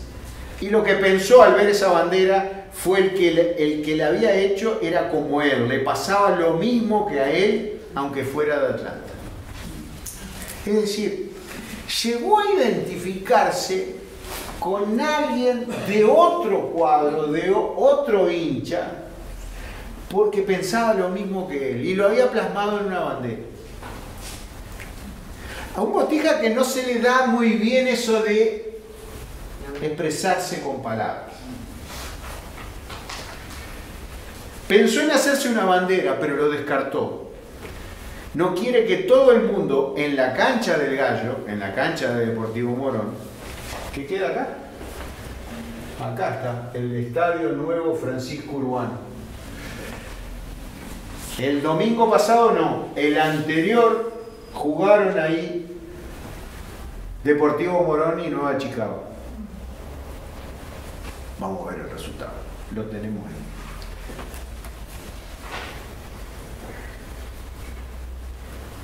Pensó en hacerse una bandera, pero lo descartó. No quiere que todo el mundo en la cancha del Gallo lo vea atar ese trapo en el alambre. Es decir, que una cosa es pensarlo, pero otra es que sepan que él está pensando eso, que pensó eso cuando está atando la bandera.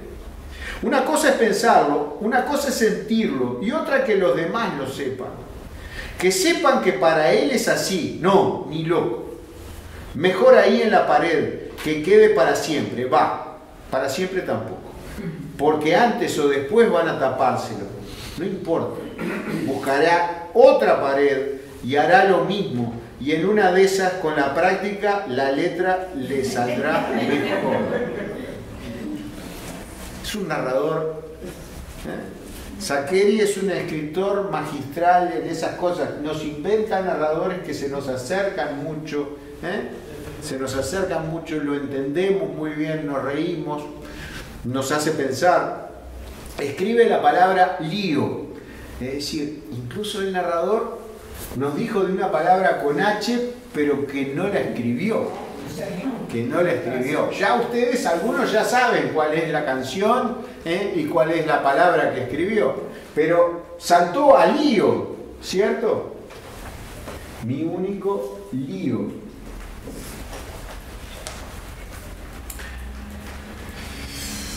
Escribe la última palabra, lío. Se aleja por quinta o sexta vez, sonríe, está perfecto. De nuevo se comió el acento. De nuevo se comió el acento. ¿Quién me lo dice? ¿El narrador? ¿El Botija? No. Pero lo ignora. Letras parejas y grandes, ya está casi terminado. Agita el aerosol, todavía queda pintura. Nicolás, punto, firma al final. Así, con un punto al final. El apellido no lo pone ni loco. Capaz que algún conocido lo lee y se burla. Se moriría de vergüenza. Mejor así, que desde los colectivos se lea Nicolás y listo. Él va a pasar seguido. Todos los días si puede, para verlo, para verse ahí. No sé si les traje una noticia. Identificaron a un turista que en Herculano, en las ruinas de Herculano, tapadas por el Vesubio, escribió un grafiti. Lo identificaron, holandés, país desarrollado, culto, con un sistema educativo ejemplar. El tipo pintó encima de una ruina que tiene 2000 años por lo menos. ¿No? Sin embargo, este muchacho está pintando un muro que otros blanquearon si no comete daño y demás. No comete daño a menos que pinte la pared de tu casa o que pinte ahí. Es decir, ¿por qué no usarán ese spray en otro lado? Para verlo, para verse ahí. Es como una bandera, pero mejor. La del pibe de Atlanta la ven nada más que los de Atlanta. Su cartel, en cambio, va a verlo medio mundo. Buenísimo. Lee otra vez la frase y otra vez lo conmueve. Ese botija que tiene poca posibilidad de expresión, tiene sin posibilidad de conmoverse. Lo conmueve su cuadro, lo conmueve esta frase. Otra vez lo conmueve como en Villa Crespo. Esa es la verdad más profunda de su vida, aunque no sepa explicar el cómo ni el por qué. Gallo, mi único héroe en este lío.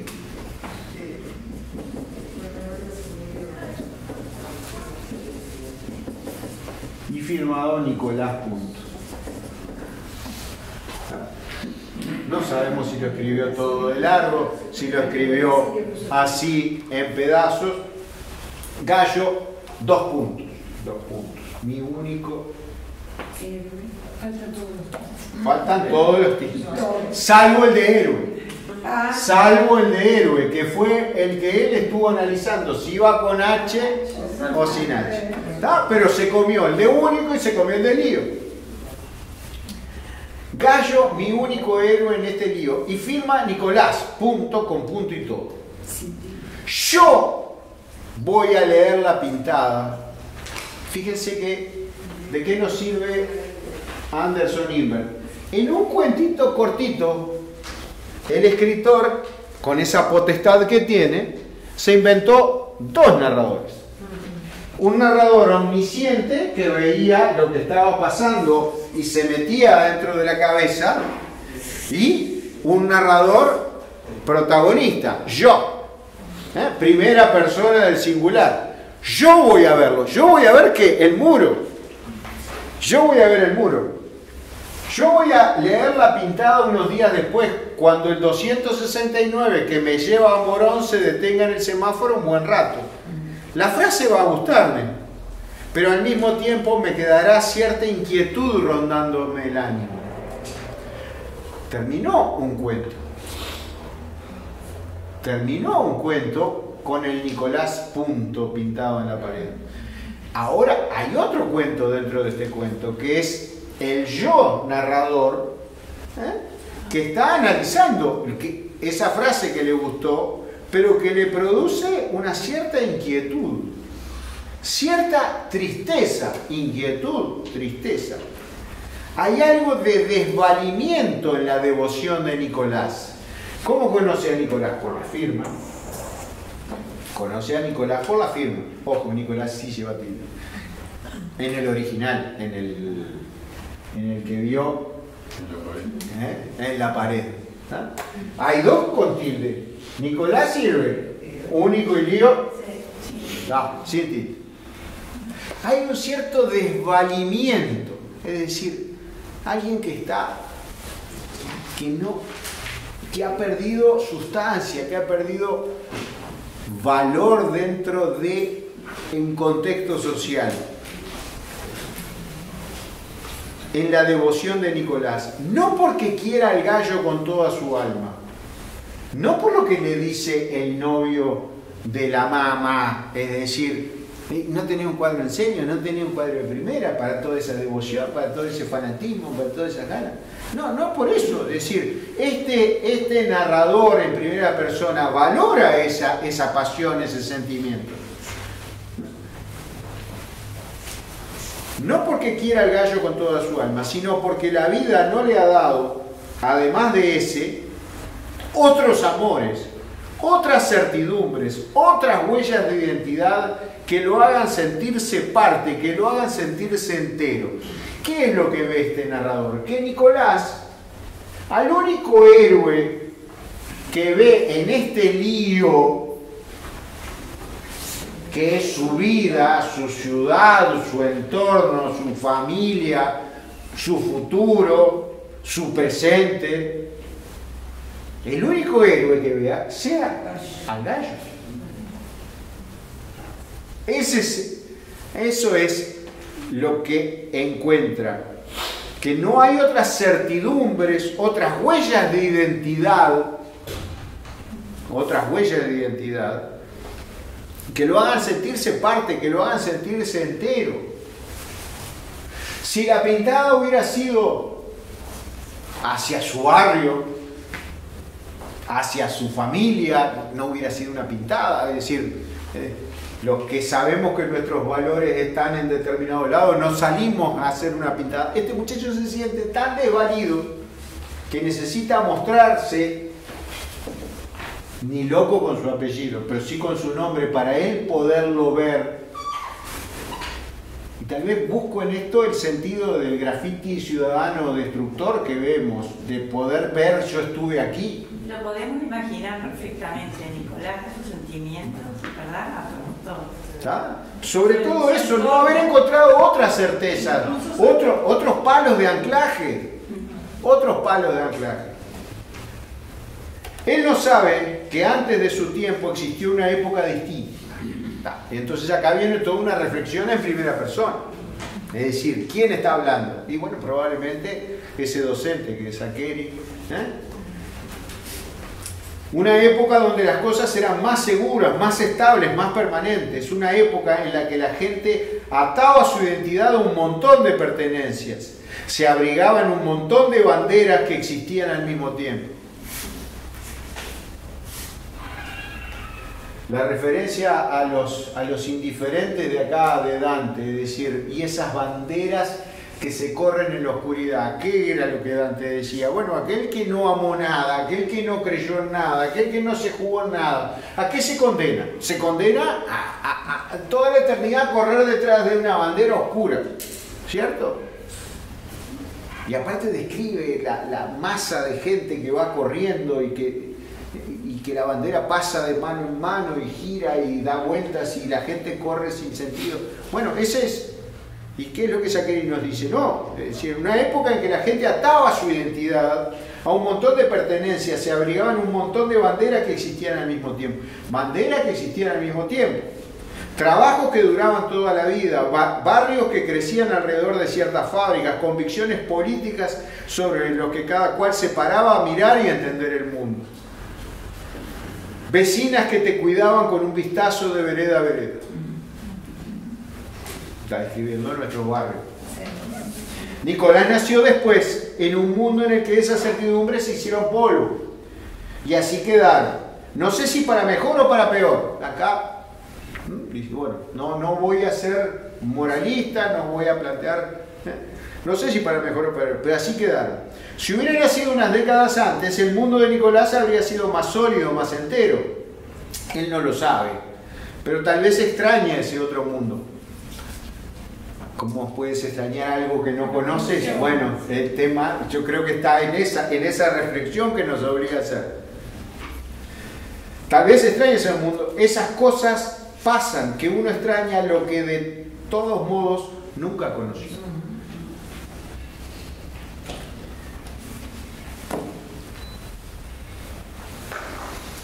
Sin embargo, y pese a todo, algo tiene todavía Nicolás. Lo tiene el gallo. Mientras alrededor todo cambia, y en general cambia para peor, ahí está el gallo. Más arriba o más abajo en la tabla de posiciones, pero ahí, cada año, siempre vivo. El Gallo, o Atlanta, o Chacarita, o Almirante, que para el caso es lo mismo. Y allí, ¿quién me está hablando? Me está hablando Saccheri, de alguna manera. Me está diciendo, ese narrador me está diciendo, da lo mismo que ame al Gallo, a Atlanta, no importa. Es decir, esa adhesión. Héroes, es decir, ¿quiénes son los héroes? Esos. El Gallo, o Atlanta, o Chacarito, o Almirante. Héroes que no pueden darte nada, pero que están y que de vez en cuando te prestan un poco de su gloria, te hacen gritar ese gol, aunque sea absurdo, aunque sea ridículo. Lo hace ver en el diario, lo hace sentirse orgulloso. A cambio de nada, a cambio de que los sigas, a cambio de que les cantes, a cambio de que te avives de apartar un vuelto para la entrada.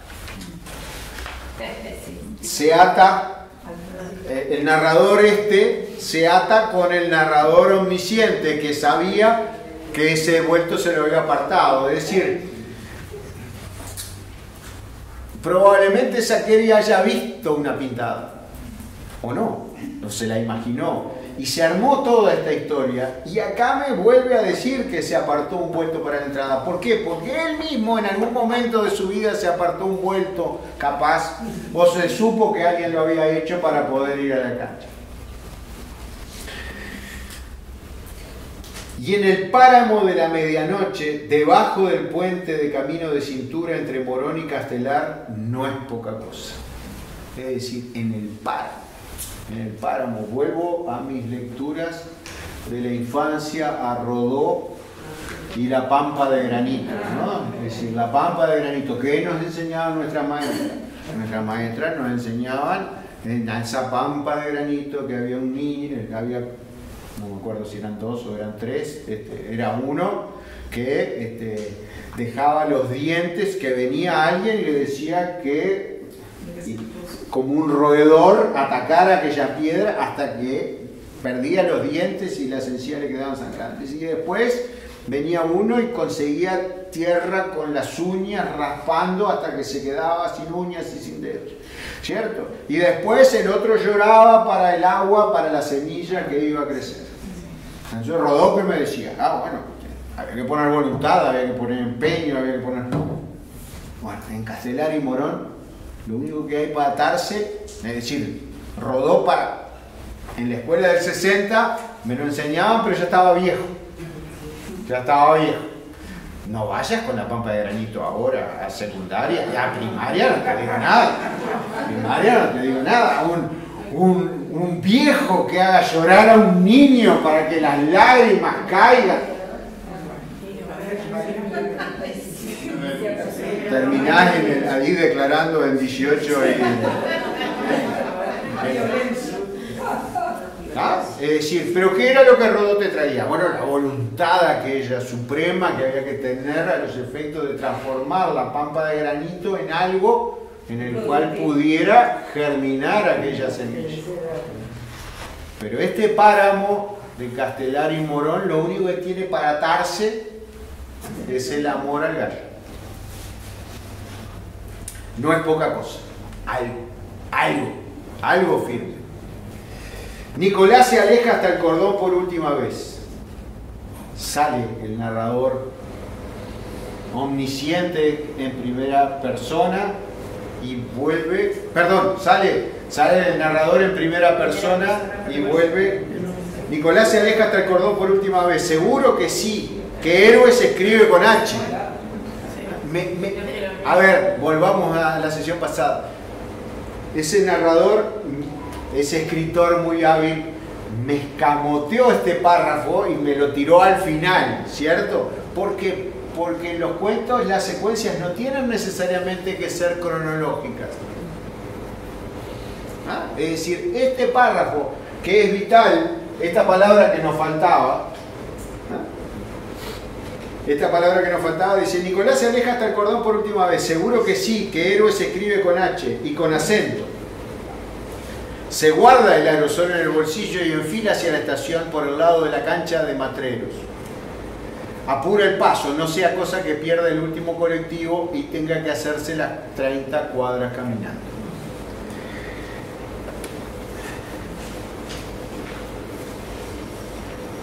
Deportivo Morón, Nueva Chicago. Pueden buscar los videos, están disponibles. Un partido épico, terminó 1-0, lo van a ver acá. Deportivo Morón 1, Nueva Chicago 0. Este es el grupo. A ver, esto es la primera nacional. La primera nacional argentina es nuestra divisional B, ¿cierto? Está dividida en dos grupos, grupo A y grupo B. El Deportivo Morón, contando este triunfo contra Nueva Chicago, su archirrival vecino, está en el puesto número 12 de la tabla de posiciones. ¿Se acuerdan aquello de que está más arriba o más abajo, pero en mitad de tabla? Nueva Chicago está quinto. Nueva Chicago está aquí. Esta es la frase, que esta es toda la canción de ella fue por esa vez mi héroe vivo. Ella fue por esa vez mi héroe vivo. Va. Fue mi único héroe en este lío. La más linda del amor que un tonto ha visto soñar. Metió mi rock and roll bajo este pulso. Esta es toda la canción de Los Redondos. Esta es toda la canción de Los Redondos. Es decir, a quien se le canta el autor, la estrella, esa estrella era mi lujo, es el título. Esa estrella era mi lujo. Es un amor que tuvo, ¿cierto? Ella fue por esa vez mi héroe vivo. Va, se corrige. Fue mi único héroe en este libro. Y de ahí lo toma. ¿Qué virtud tuvo ese amor que le metió este rock and roll bajo este pulso? Este rock and roll que está cantando en este momento. Lo inspiró. Los Redonditos de Ricota. Que hoy son motivo de veneración y de pintadas callejeras. Y si entran en internet y se quieren hacer un póster con esa frase, ella fue por esa vez mi héroe vivo, fue mi único héroe en este lío, se lo pueden hacer. Es decir, y le debe hacer mucha gracia a Patricio Rey, no hay producto cultural en este momento que no se transforme en un producto de marketing. Camisetas, vimos camisetas con la generación del 45. El Indio Solari, mi único héroe en este lío, mi único póster. Papá, mi único héroe en este lío, para un bebé. Adhesivos para pared. Adhesivos para pared. Iba a decir stencil, pero no son ni siquiera stencil. Es decir, ya viene preparado para que lo pegues. Mi único héroe en este lío. Todas cosas si lo puedo comercializar, es decir, no sé si le hará gracia a Los Redondos y a Patricio Rey, pero esto es así. No hay que pagar derechos, ¿no? Tazas, chapas, probablemente, camisetas. Ella, está toda la letra de la canción. Ella era todo, pregunté, soy un iluso, mi único héroe en este lío, no nos dimos nada, solo un buen gesto. Fantástico. Agregar al carro, acá está. Es un producto comercial.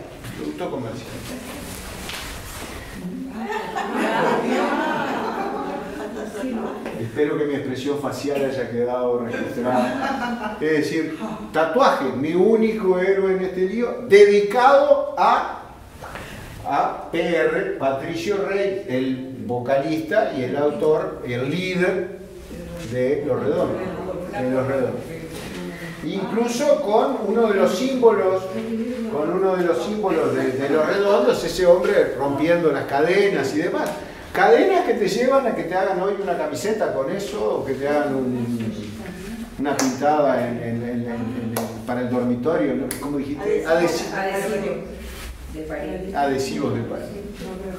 O un body para un bebé que diga papá, mi único héroe en este día. Para el Día del Padre. Para el Día del Padre, exacto. Ahí. El perfil de Néstor Kirchner parece que fuera: aguante Cristina la tendencia, mi único ver en este libro. Es decir, Cualquier cosa. ¿te puedo dar intervención de León? A ver, en los Está calladito, banderas de primera A que tengan al Che Guevara, Defensor, Fénix, Danubio, que yo recuerdo, es decir, y que transformaste un guerrillero, líder ideológico de la década del 50 y 60 en una bandera. Una cosa sin sentido. ¿No? ¿Defensor tiene? Defensor, sí, Defensor es la que más recuerdo. Peñarol también. Peñarol también. Peñarol Peñarol puede tener cualquier cosa. Peñarol puede tener cualquier cosa. Puede tener esto, mi único héroe en este lío también. La prensa lo toma. Esto es Mundial 2014. Argentina le ganó 1-0 a Irán en los últimos minutos con un gol de Messi desde afuera del área. Esos enganches que parece que se va paralelo al arco y en determinado momento le pega y hace el gol. Y el lío al Messi. Es mi único héroe en este lío. Entonces tiene un doble sentido, porque el hombre se llama Lío Messi. Entonces en este lío, mi único héroe. Mi único héroe. TC Sport ahora es de Argentina a Suiza. En la Arena de Corinthians 2014, una bandera también, mi único héroe en este lío. Boca Junior con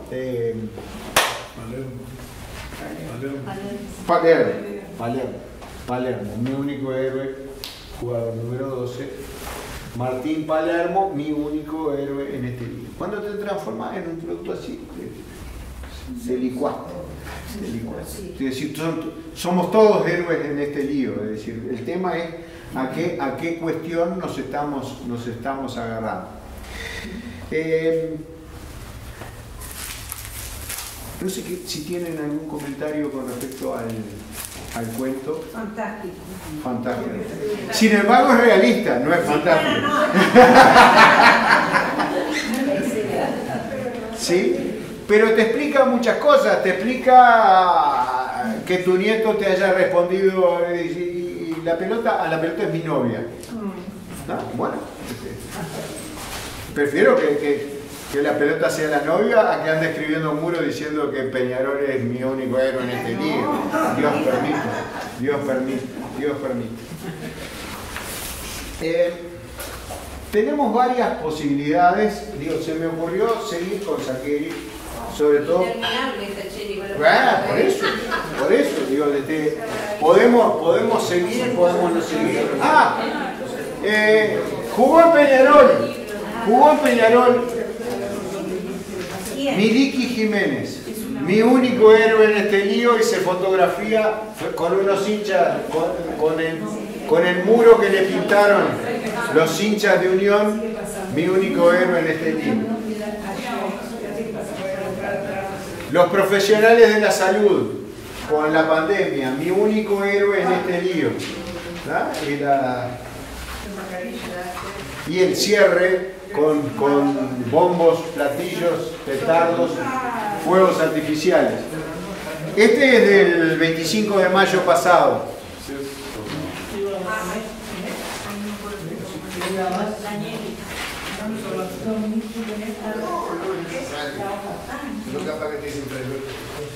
Este es del 25 de mayo pasado. Feliz Día de la Patria a todo el pueblo argentino. Sepan que no hay nada más patriótico que los murales de D10S, es decir, un acrónimo de Dios, que se vienen a la cancha de Argentino Junior sobre la calle Boyacá, futura Diego Armando Maradona. Pelusa, mi único héroe en este libro. La paternal D10S, Buenos Aires, Argentina, lo firma Marley, es decir, mi único héroe en este lío terminan transformándose en estas realidades. El cuento que les acabo de repartir se llama Mi único hombre, el último hombre. Para entender el último hombre tenemos que entender, lo vamos a trabajar el miércoles que viene, ¿no? Pero para entender el último hombre tenemos que entender las posiciones en la cancha, ¿cierto? Y este jugador que va a cometer un desatino monumental juega en el fondo, con determinadas responsabilidades. El fondo fueron los que se cayeron hoy, que iban rodando.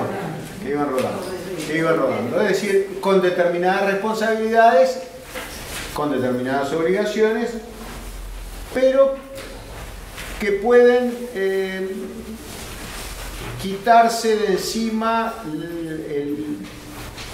otras obligaciones que deben cumplir los que juegan adelante.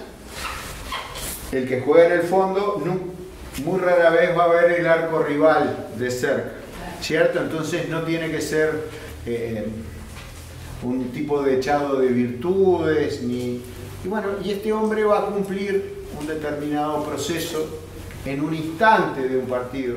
Es decir, lo que les quiero marcar con estas lecturas es, ¿por qué dijimos fútbol y literatura? Porque podíamos haber dicho fútbol y bodas, fútbol y matrimonio, fútbol y el mar, fútbol, literatura y el mar, literatura y matrimonio, literatura y bodas, literatura y nacimientos, literatura y educación. Y de cualquier forma hubiéramos terminado entrando en otros temas. Es decir, en pintura en aerosol, ¿tocamos el fútbol? Sí. En que el Gallo, que es un club de fútbol, es mi único héroe en este lío para un determinado muchacho. Pero la temática en la que está metido ese cuento, ¿son cuentos de fútbol? Sí, es un cuento de fútbol, pero son cuentos de sociedad, son cuentos de desamparo, son cuentos de identidad. Entonces, podemos haber elegido otro tópico. ¿Por qué elegí este? Porque a mí me gusta. Sí, porque me gusta, porque tiene mucho jugo. Sí, mucho más del que yo pensaba incluso. Mucho más del que yo pensaba. Es decir, nunca pensé que íbamos a tener 3 años de ediciones del taller. Y da para muchos más. Sí, sobre todo si un cuento chiquito lo hacemos durar 2 sesiones. Está fantástico, dígame lo que... Hacemos este análisis contigo. Sí. Lo leemos como de corrido, nos gustó y nada más. ¿Y qué te parece? No es poco que te haya gustado. Es decir, capaz que estoy sobrando, pero estoy haciendo la selección por el momento. Sí, pero los Sacheri lo que tienen es eso, ¿viste? Que tiene todo eso, ¿no? Y bueno, y ese es el tema. Pero es lo que él nos dijo. Claro. Que él escribía cuentos de fútbol para hablar de la vida. Exacto. Y bueno. De la vida como la de él. Exacto. Lo que tiene él. Exacto. Nos vemos el miércoles que viene y muchas gracias. Teatro.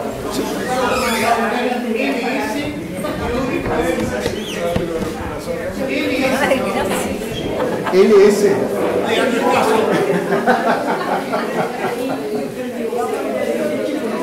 ¿Qué hacemos con De León callado ahora? No lo escuchó. ¿Lograste callarlo? ¿Te sobraron allá? Ah, bien. ¿Sobraron algunos? No. Por casualidad, el proyecto de Paraíso, hay una... Creo que vi el último.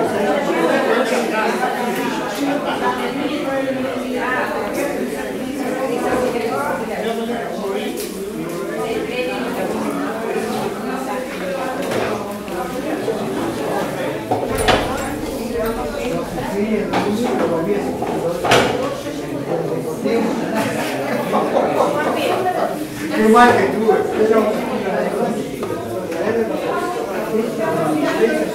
Claro, y un castigado.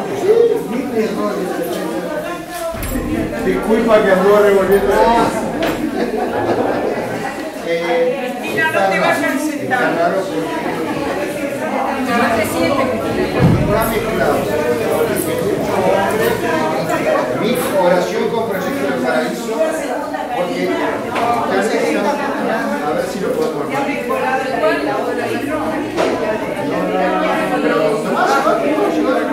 El tema es que empieza en una hoja.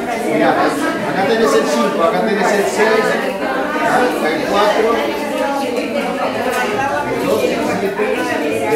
Están los tres que están en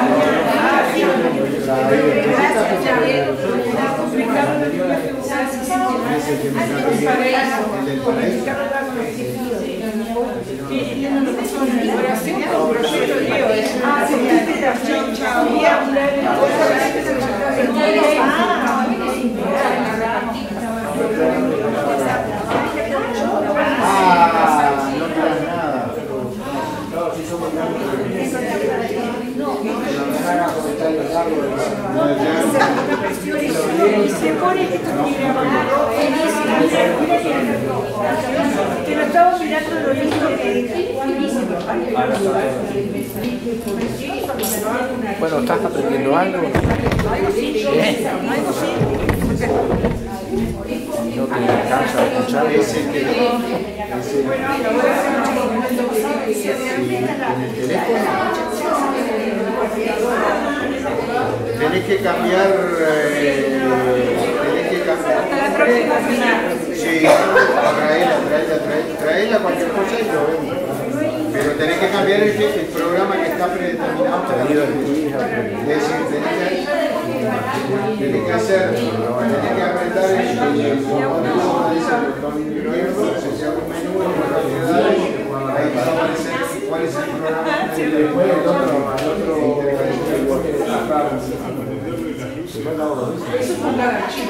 No, cuando lo hagas con uno ya te cambia para otro.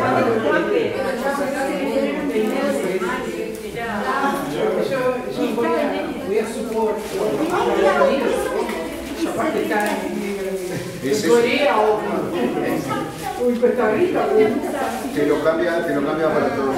Tiene una video divino. Chicas, nos vamos sí, escucha. No me reconoce. Vamos nosotros dos nada más. Escucha, vamos a tu ¿Qué pasó? ¿Qué pasó? ¿Se fue Perdomo? Ven acá a ver. Sí. Bueno, que pasa que no. Bueno, acá vas a tener un lío, pero es así. No. Está mal impreso para encuadernar. Pero si te lo buscas acá, vas a encontrar relación con Proyecto del Paraíso y está completo. Y también está este cuento.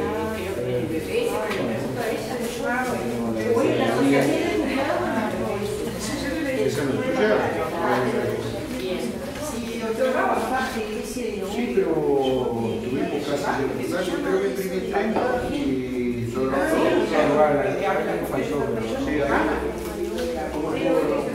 Sí, yo también, porque a veces sí quiero hacer. Eso se pasó, pero va a pagar. ¿Cómo lo vamos a Pero decime una cosa, el gol de Deportivo lo vi. No sabía. Hasta Verónica sabía que había de ese gol porque lo conversamos con mi hijo. Yo no había leído a Peñarol. Y también lo conocía con Leno, pues el primer Pedro porque al principio casi los goles. Sí. El gol ya lo vendieron. No, ¿vendieron? No, van a devolver. Lo van a devolver.